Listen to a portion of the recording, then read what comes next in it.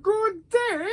So, for today's video, we're gonna go back to Batman's Rogues Gallery of Villains and talk about that villain with the fancy headwear, the Mad Hatter. So, alright, let's go. Yeah! So, we start off in a fancy soiree at the annual dinner of the Gotham Antique Society. And for super fantastic fun for the patrons, there is entertainment with the magics of Senor Chapeau Fedora. And out of his magic hat pops a gaggle of adorable thieving white rabbits. They are stealing all of the invaluable silverware. And nobody at the antique dinner is trying to stop them? Sure, you know, Senor Fedora's gang kind of holds people back, but did they not hire security, for this event? With all of these expensive items on full display? Fools! Meanwhile, Batman and Robin hop in the old Batmobile to give chase as Senor Fedora takes off in his Hatmobile. And, oh, wait a second. That's not the real Senor Chapeau Fedora. That's indeed the Mad Hatter. And honestly, that Hatmobile, that thing is fantastic. It's like the hat version of the Oscar Mayer Wienermobile, But still, try not to be too conspicuous or anything. But he is able to escape the dynamic duo because he used a bunch of white rabbits as a roadblock. Holy wildlife endangerment, Batman! So seeing as Batman doesn't run over cutesy wootsy fluffy wuffy little bunny wabbits, the Mad Hatter gets away. Later, at Wayne Manor, Bruce Wayne tells Dick Grayson that he is concerned about the Mad Hatter's mental stability as he realizes that the Mad Hatter has gone completely delusional into the Alice in Wonderland theme. With wearing the costumes, having the rabbits and all that stuff, the Mad Hatter never did that before. So now, Bruce Wayne is concerned that the Mad Hatter might even be so crazy as to have a fancy tea party with all of these different characters. Meanwhile, at the Mad Hatter's tea party with all these different characters... Okay, so yeah, this guy's totally nuts. He tells his crew that they will steal a giant expensive teapot before splitting town. Man, everyone's totally into their characters. They must be getting paid real well or something. Like the Cheshire Cat there, man. Whew. Maybe there's a whole lot of catnip in his tea. Therefore, at the Gotham Art Gallery, a 5th century Chinese teapot worth well over $100,000 is the next thievery target of the Mad Hatter. And he steals it under a cloak of tear gas. While the tour guide and all the spectators are on the ground complaining about the tear gas burning their eyes, the Mad Hatter's crew walk around the place without any eye protection whatsoever, and are completely fine, with the tear gas affecting and not affecting their eyes at the same time. Holy crap, even their tear ducts are crazy. Soon enough, Batman and Robin show up at the art gallery and have to give chase to the escaping Hatter and his gang. But thanks to Tweedle Dee and Tweedle Dum acting as roadblocks, the Mad Hatter is able to get away again. But luckily, Batman gets the dirt off of the Tweedle brothers' shoes, so he can trace this sample of dirt to the Mad Hatter's hideout. You're gonna look at the dirt, I guess, hey? I guess you really can't interrogate two people who are clearly insane, dressed up as Tweedle Dee and Tweedle Dum, so you gotta do what you gotta do. So after the Bat computer tells them exactly where that dirt came from, it's off to the Bat plane, and with that, to the one and only cave that could possibly have the exact composition of the dirt components from the shoes. Huh. So you're telling me that Batman made a map of the entire dirt compositions of the entire greater Gotham area so he can pinpoint a specific region where any specific dirt comes from? That sounds like something Batman would do for sure, I'd guess. But holy crap, how much time does he have on his hands to do that? Huh? Man, that is as impressive as it is concerning. So in the Mad Hatter's cave, the dynamic duo fall into a trap. A spinning trap with knives and stuff, but in expert fashion, they get out of there and And also expertly, they beat the crap out of every single one in Wonderland. Biff, bam, boom! Cabbages and kings! Yowza! And they ruin the tea party. Oh. But it's all worth it because the day is saved. Hooray! The Mad Hatter and all of his goons are tossed into jail. And for good measure, Commissioner Gordon gives Mad Hatter a present because he knows how much the Mad Hatter loves hats. So he gave him a brand new jailbird hat. Oh, twisting the knife there, hey, Commish? I like it. And with that is the end of this, sirrah. Bat Tale. So that was pretty interesting there. The Mad Hatter, hey, like what a guy. I wouldn't exactly say that he's my favorite Batman villain of all time or anything, you know? But watching this episode, made me think a little bit more about how neat he is. Well, neat in a weird way, I guess. So his entire persona and his entire crimes are based on a children's book, Alice in Wonderland, which, really is kind of crazy. What if a brand new modern villain, kind of patterned their crimes after a cartoon character these days? Would they choose the persona of, like, SpongeBob SquarePants or something? Well, I guess that would make for a pretty good Aquaman villain then. But still, right? Alice in Wonderland, Mad Hatter. He hangs out with Tweedle Dee and Tweedle Dum and the Cheshire Cat and all that kind of stuff. And all of his lackeys act exactly like the characters from the book? Man, oh man, like what has the Mad Hatter been putting in the tea at his tea parties there? Those guys were really into their roles. Hey, nothing gets you into the crime mood like some green tea and some PCPs or something, eh?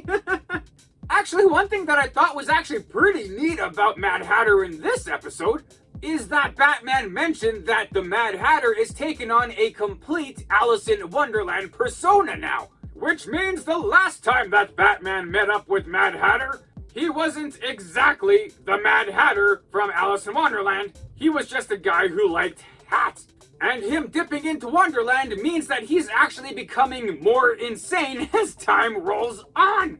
That's actually a pretty neat wrinkle for the character, hey? Like if you're talking to Joker, he's always been that one level of crazy the whole time, and it's still pretty dangerous. But this Mad Hatter guy getting crazier and crazier and crazier, like you'll never know what to expect every time you encounter him. That's pretty dangerous, and that actually makes for some pretty good conflict. So, yeah, not too bad there, writers of Batman.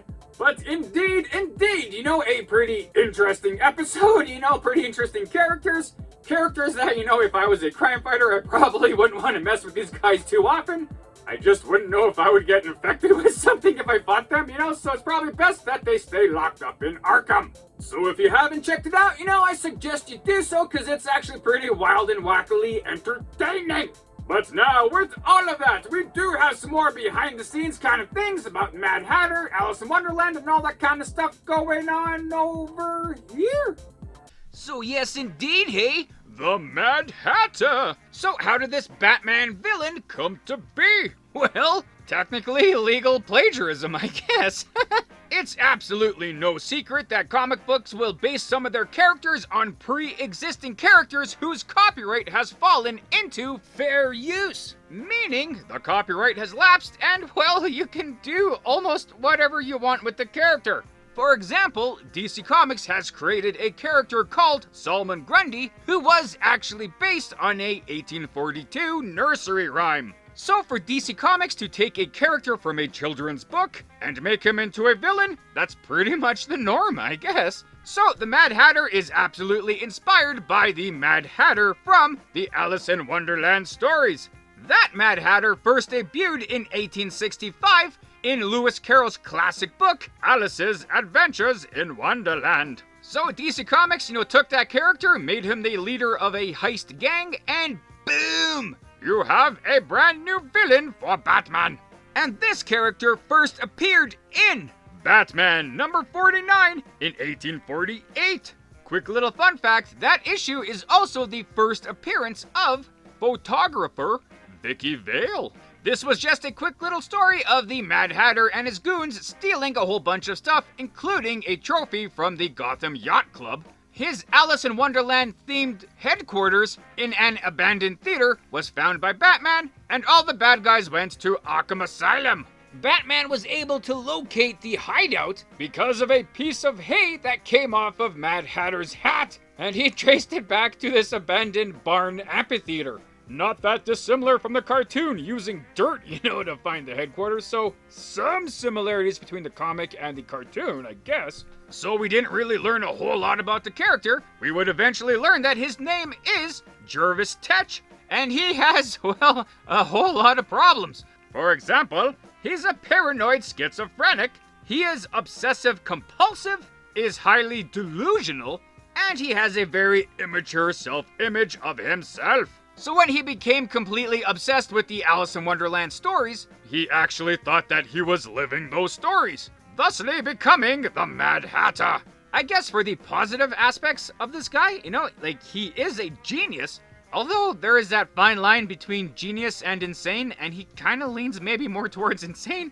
We did have some other Alice in Wonderland themed characters appear as well in Detective Comics number 74 in 1943. We did see the first appearance of two characters from Wonderland, Tweedle Dum and Tweedle Dee, who are actually two cousins who look identical, named Dumfrey Tweed and Deaver Tweed, but we haven't really seen too much of them since, unlike the Mad Hatter.